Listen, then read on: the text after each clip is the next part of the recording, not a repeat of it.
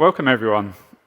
Now, you're going to see and hear the words fire used several times during this presentation. I can assure you we have no props, so if you do hear a fire drill, please do leave near the fire exit. Now, my name is Ian Robinson. I'm the Chief Architect at Titania. I work with customers and partners to help shape our NIPR Enterprise solution, which is designed to give organizations visibility on their networking infrastructure to exposure to threat. Threats that use tools like ransomware, which is particularly important when you consider the latest Verizon data breach report, indicating that the average loss to an organization is around $46,000, ranging from $3 to $1.1 million in 95% of cases. Now, it's not all doom and gloom. I'm here with Jim Seaman from Centurion Consulting, who's a security and risk visionary, and he's here to give us some pragmatic steps that organizations can and should take to ensure they protect themselves from tools like ransomware. I'm going to hand over to Jim. Thank you. So Ian, Jim, he's done the introductions. So I take it you're all staying in hotels at the minute, and you'd expect them to have fire doors. Fire doors have got different uses. You've got the fire doors that do the evacuation routes and protect the evacuation routes in the event of a fire. And then you've got the other fire doors that, in the event of a fire, will close down and segment off the internal part of the organization. Now, in PCI, segmentation is a best practice. It's not a mandatory thing, which shocked me when I did my QSA course many moons ago. But the value of segmentation is not just about reducing your scope. And you'll see for operational resilience the advantages of having a good segmentation system.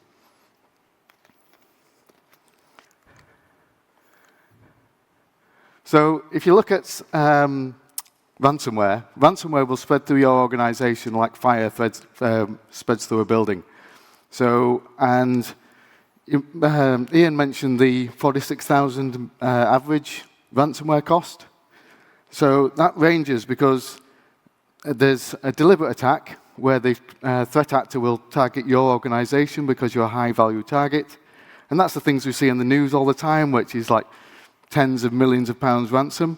And they'll pay those ransoms because the cost of the disruption is far greater than the cost of paying the ransom and trying to get things back up. But in essence, ransomware is delivered by, it's almost like a burglar trying to break into your house, find an external exposed window or door, and trying to break in through that. And then what they'll do is try and con you. Once they get inside your building or inside your home, they lock all your doors and hold you to ransom. And then they'll ask you to give you some money back to get the doors open. But they've done it in a hurry, and you might only get 65% of those doors and valuables back. So network segmentation, as I said, two sides from a PCI perspective. And then from DORA, there's a new requirement in DORA in Article 9, which is going to catch quite a few people out. Real life example, a few years ago, I was working with this client. They were a level 1 service provider, and they needed to go through level 1 compliance. Before the QSA came in, I helped them go through the assessment and get everything ready for the QSA coming in. During the engagement, I was brought in actually in advance because they'd been hit by ransomware.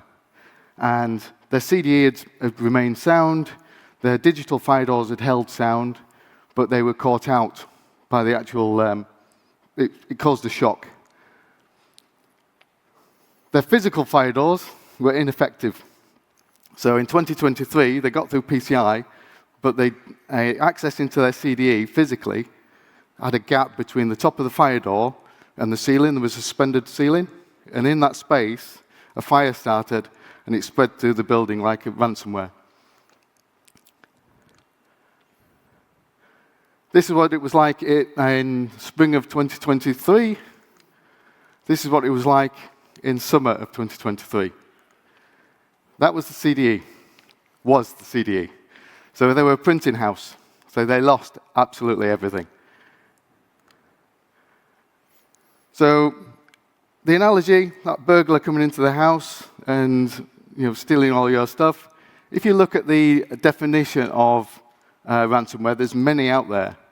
And NIST have got this really long one. So they say in their definition, you've got two choices: pay the ransom or try and recover. But when you're trying to recover, one of the new things they've got is with extortionware, they'll steal some of your data. So it doesn't matter whether you've got good backups or not. They've got the data, and they'll sell the data on the dark web, and you lose the data anyway.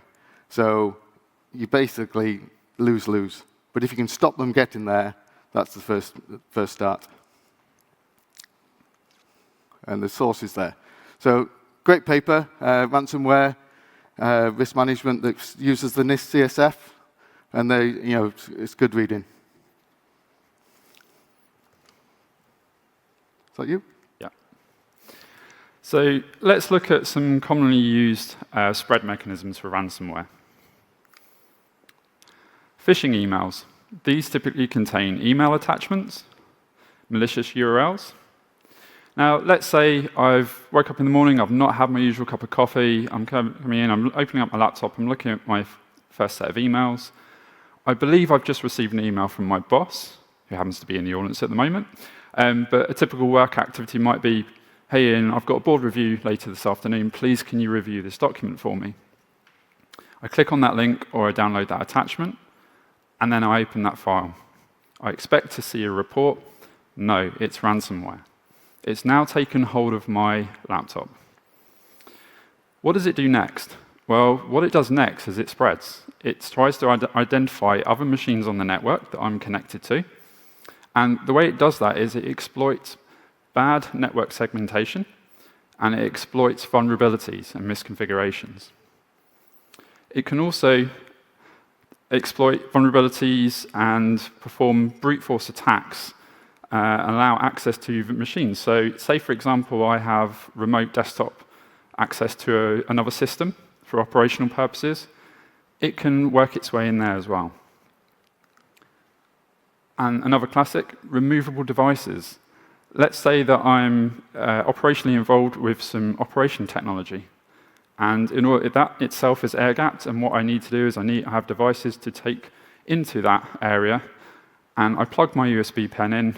It happened to be on my machine when my machine was infected with ransomware. I take it elsewhere. I'm now spreading the ransomware. Now, if we look at the root causes, I mentioned it earlier, but the most common root cause is exploitation of vulnerabilities. OK, so we've spoken about ransomware. You now know what ransomware is. But there's many different guidances out there on how you fix ransomware. But so many organizations are still getting caught out by ransomware. So what I'd like to introduce to you is a new concept. And we're going to use a well-known model called the triangle model, the fire triangle model. We've adapted it. Everybody familiar with the fire triangle model? So if you can isolate any one of those and stop them interacting with each other, you can prevent or you can fight a fire. Using the same concept, I've applied it to ransomware. 3 elements, 4 elements if you make it a tetrahedron. So if you can understand the delivery mechanisms, so how are they going to get their foothold into your environment in the first place? Can you stop that? And then vulnerabilities, the most exploited thing is the vulnerabilities. Well, what if your vulnerabilities are sat behind a firewall? Do you need to be so worried about them? So it's that delivery model being able to get to your vulnerabilities. If they can't get to the vulnerabilities, that's you're disrupting the attacker.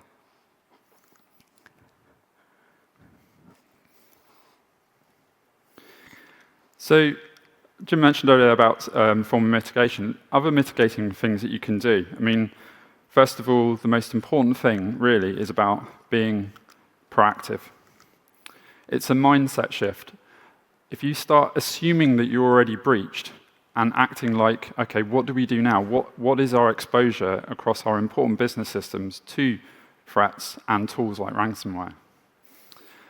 Good macro segmentation, as Jim mentioned earlier, using the use of firewalls, switches, and routers, networking infrastructure to help protect those important business systems.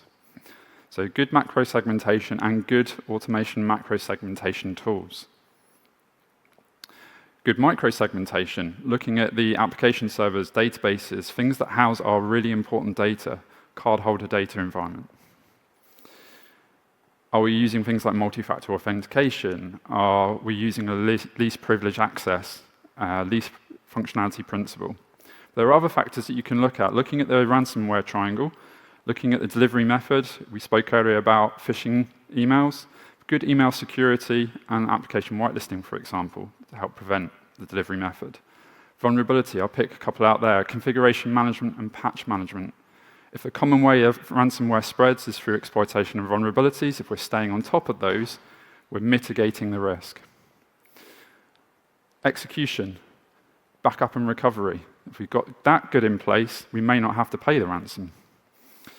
Intrusion detection tools and intrusion protection tools can also give us an indication of when a threat arrives on our network, and then we can do something about it. We can put the fire doors, have the fire doors shut, and automatically isolate and sever an important business system.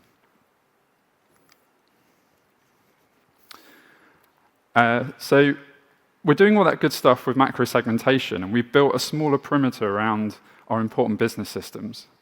That minimizes the attack surface. Now, once we've got that minimal attack surface, what we can then start to do is start to ask questions like, what is our exposure and our risk to threats and to tools like ransomware?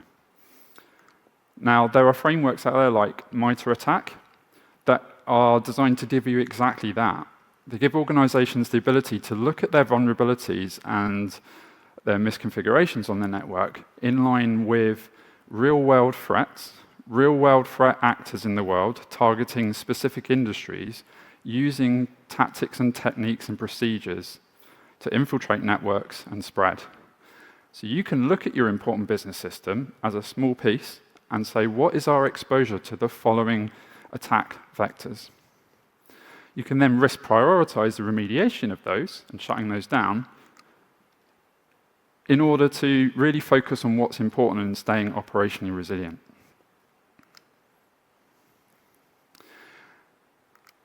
Now, I mentioned operational resilience. Now, that's what we want to achieve. We want to be operationally resilient. All of our important business systems need to be in a position where we continue to function if we end up with a threat, arriving on the network. Now, it's not just us wanting to be operationally resilient. Mandatory frameworks are now speaking this language too. But it's a real focus on security in depth and also a mindset of actually focusing on security from the inside out, rather than traditionally the outside in. So I mentioned security in depth. If we're focusing on our important business systems first, and we have good network segmentation around those, that can mitigate some of the risks in other layers. But if we focus on security in depth, get good network segmentation in place, get our fire doors in place, get our mechanisms to bring up those fire doors in the event of a threat arriving on the network, then we can then focus on endpoint protection security. We can focus on perimeter security. We can focus on logging and analytics, incident response and planning, and GRC.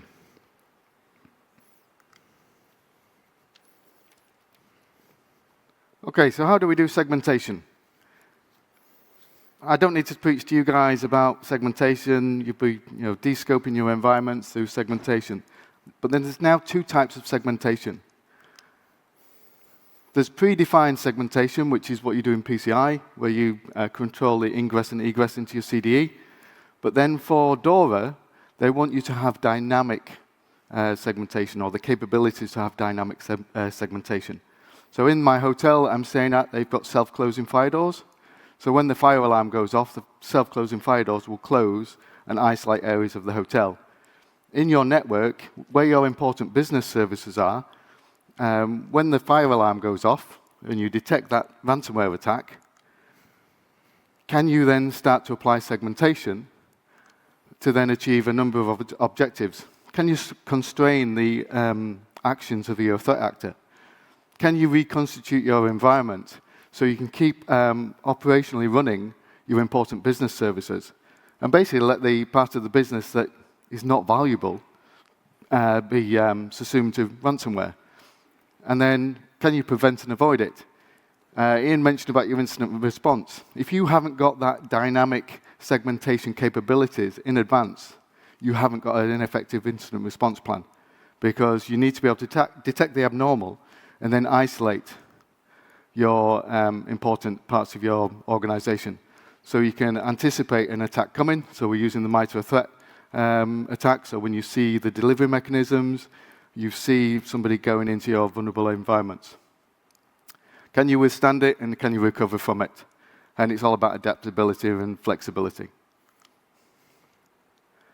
So I'm going to use an example of a vulnerability that's relevant to that organization that I mentioned. So we need to be smarter with the way we do our vulnerability management. We don't just take our CVSS scores and just say that's how we're going to prioritize it. That's your severity score, not your risk score. So by being smarter, you need to know the specifics around that vulnerability. What's the asset that it's affecting? Is that asset isolated?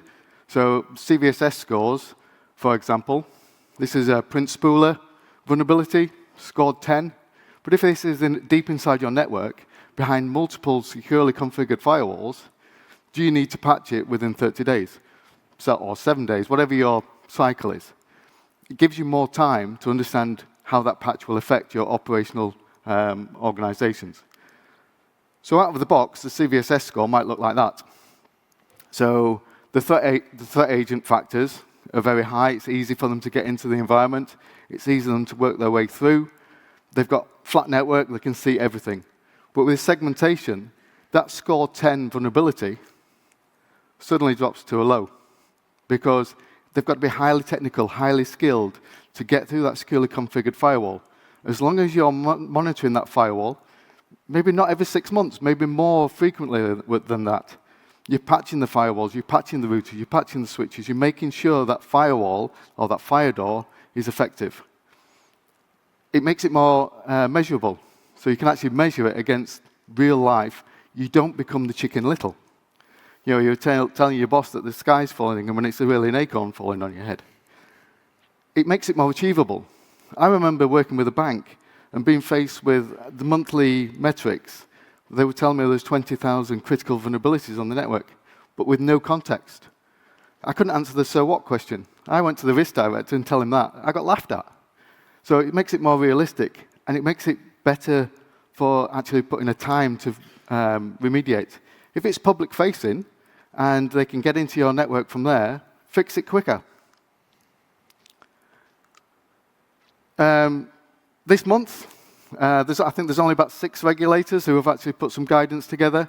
The NCSC have put guidance together about the cyber assurance framework, which helps you with NIS2. Applies to essential entities, and to important entities. Fines are quite considerable, but currently, not many people know what they need to do. 2 objectives are based around segmentation. Build your resilience against cyber attacks. From the ground up, secure by design, secure by default.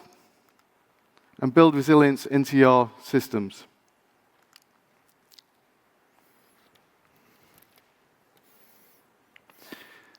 So we want to really be thinking about choosing prevention rather than response here. We want to be proactive, and we want to continuously be proactive. We want to look at everything that's going on in the network, looking for opportunities for ransomware and other threats that can spread easily to take hold.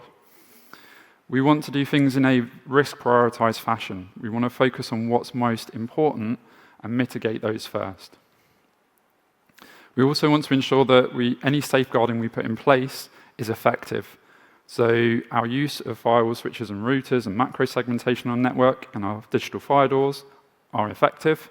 And then any response mechanism we put in place in order to make sure that those fire doors allow us to sever and isolate, they continue to remain effective as well.